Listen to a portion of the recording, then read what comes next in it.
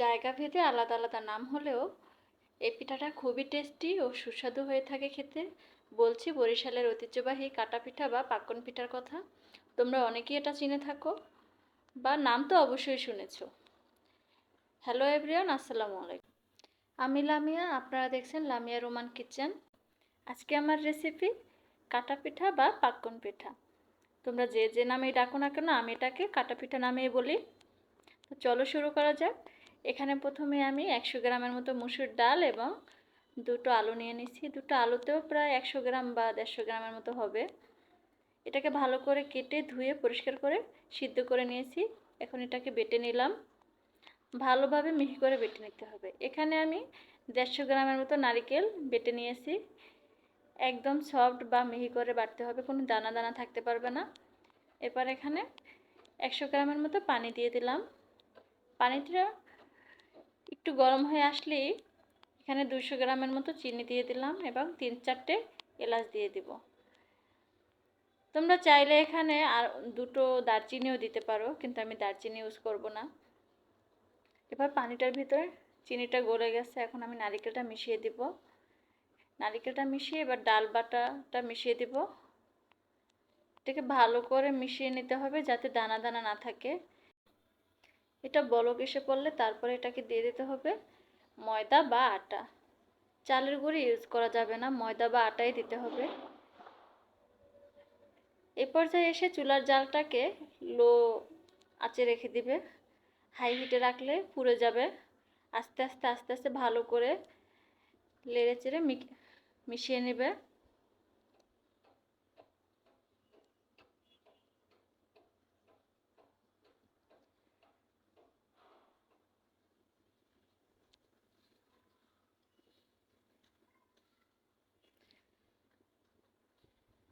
হাত দিয়ে অবশ্যই চেক করে দেখে নেবে যাতে বেশিটা নরম না থাকে। আমরা যেভাবে রুটি তৈরি করি নাস্তার জন্য, সেরকম একটু টাইট হতে হবে।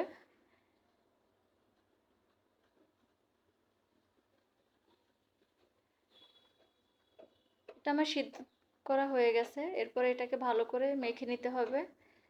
তবে মেখে নেওয়ার আগে যে দারচিনি বা এলাচি, এগুলোকে আস্তে আস্তে সরিয়ে নিতে হবে। তোমরা এটা যখন মেখে নেবে তখনই হাতে বাজবে, আর তখন আস্তে আস্তে এটাকে সরিয়ে নেবে। আরেকটা কথা বলতে আমি ভুলে গেছি, যে যখন পানিটা ফুটাবে চিনির পানিটা, তখনই কিন্তু লবণ দিয়ে দিতে হবে। পরিমাণ মতো লবণ দিবে। এবার আটাটাকে 10 থেকে 15 মিনিটের মতো এভাবে ছেনে নেব। আমার পিঠা তৈরি করার জন্য ডোটা তৈরি হয়ে গেল। এবার রুটিটা বেলে নেব।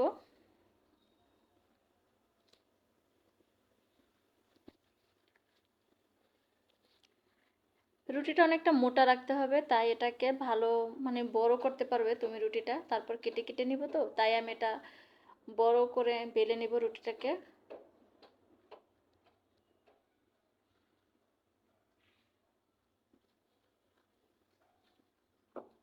দেখো এতটুকু পরিমাণ মোটা রাখতে হবে। এর থেকে বেশি পাতলা রাখলে পিঠাটা, যেহেতু নারকেল তারপর আলু এবং ডাল দেওয়া, পিঠাটা কিন্তু অনেকটা পরিমাণ ফুলে উঠবে এবং নরম হয়ে যাবে, তখন ভেঙে যাওয়ার খুবই সম্ভাবনা থাকবে।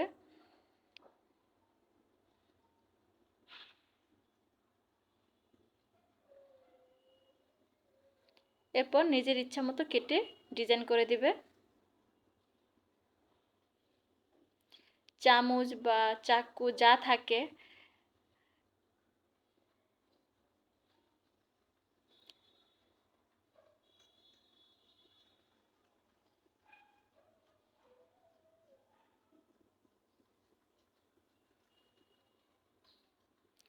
যেভাবে চাবে সেভাবে এটাকে ডিজাইন করতে পারবে।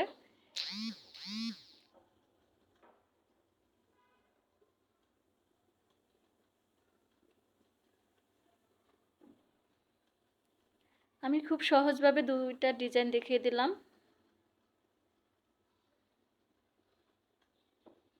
এটা তোমরা যারা একেবারেই নতুন তারা দেখেও পারবে।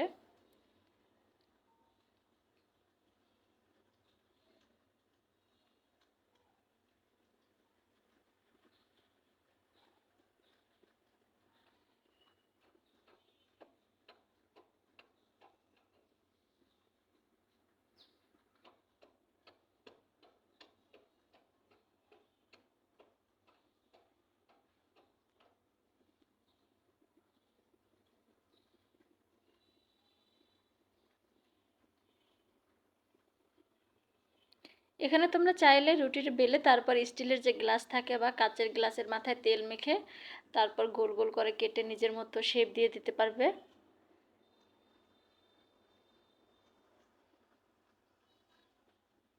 বা বাজারে ডিজাইন করা যে সাজ পাওয়া যায় ওগুলোতেও দিতে পারো। যদি দেখো অনেক সময় কাইটা ছানতে গিয়ে মানে টাইট টাইট হয়ে যায়, তখন অবশ্যই পানি ইউজ করবে না, ডিম ফাটিয়ে তারপর ডিম দিয়ে কাইটা ছানবে, মানে নরম করবে। এটা যাদের আটাটা শক্ত হয়ে যাবে তাদের জন্য। আমার আটাটা শক্ত হয় নাই, একদম ঠিকঠাক আছে, তাই আমার আর ডিমের প্রয়োজন হয় নাই। আর এখানে আমি আটার থেকে নারকেল আর ডাল আলুর পরিমাণটা বেশি ছিল, তাই আমি ডিম ইউজ করিও নাই। এভাবে আমি সব পিঠাগুলো কেটে নিব।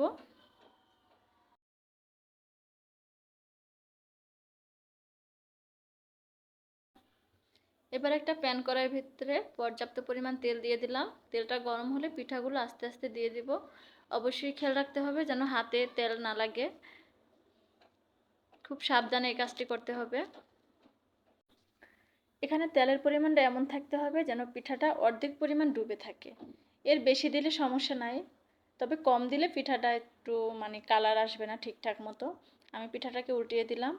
এবার আমার পিঠাটা প্রায় হয়ে এসেছে। দেখো পিঠাটা এত পরিমাণ ফুলেছে যে পিঠাটা আমি তুলতে পারতেছি না, একদম মানে ভেঙে যাচ্ছে।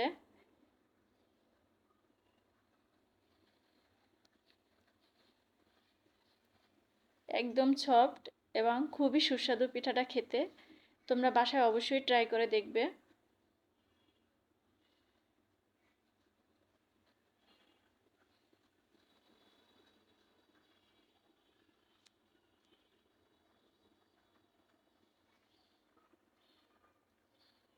আস্তে আস্তে পিঠাটাকে আমি তুলে নিলাম। আমি খুব সুন্দর করে তোমাদেরকে পিঠা রেসিপিটা দেখাতে চেয়েছি, জানি না কতটুকু পেরেছি।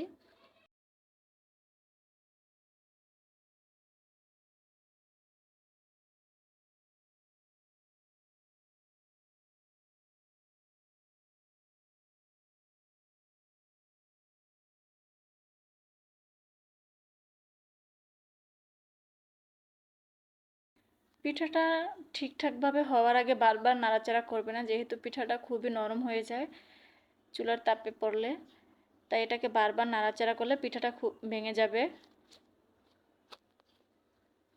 দেখো দেখতেও কত সুন্দর এবং খেতেও খুবই টেস্টি। আর এটা কতটা নরম হয়েছে, দেখো চাপ দিলে একদম কেকের মতো অনেকটা। এবার আমি তোমাদের মিষ্টি শিরা তৈরি করে দেখাবো। এটা আমার কাছে অপশনাল, কোনো প্রয়োজন নাই, দুধ ছাড়া। এটা বরিশাল এলাকায় করে।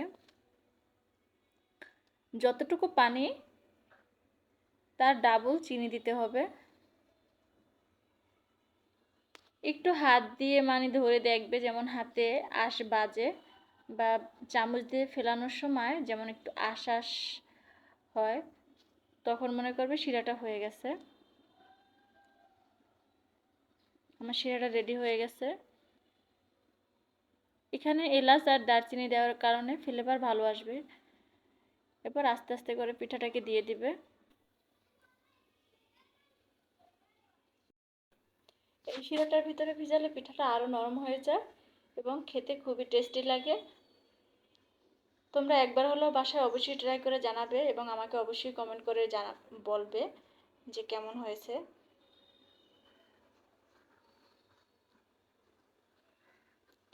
এটা একেবারে ডুবো শিরার ভিতরে ভিজাতে হবে সেরকম না, উপর দিয়ে দিয়ে দিলেই হবে, তাহলে কালারটাও সুন্দর আসে, খেতেও ভালো লাগে। আমার পিঠা রেসিপিটা ভালো লাগলে অবশ্যই আমার চ্যানেলে লাইক করবে এবং তোমার ফ্যামিলির কাউকে শেয়ার করতে পারো। আমার চ্যানেলে নতুন হলে সাবস্ক্রাইব করে দিও। দেখা হবে নতুন কোনো ভিডিও নিয়ে। এই পর্যায়ে ভালো থাকবে। আল্লাহ হাফেজ।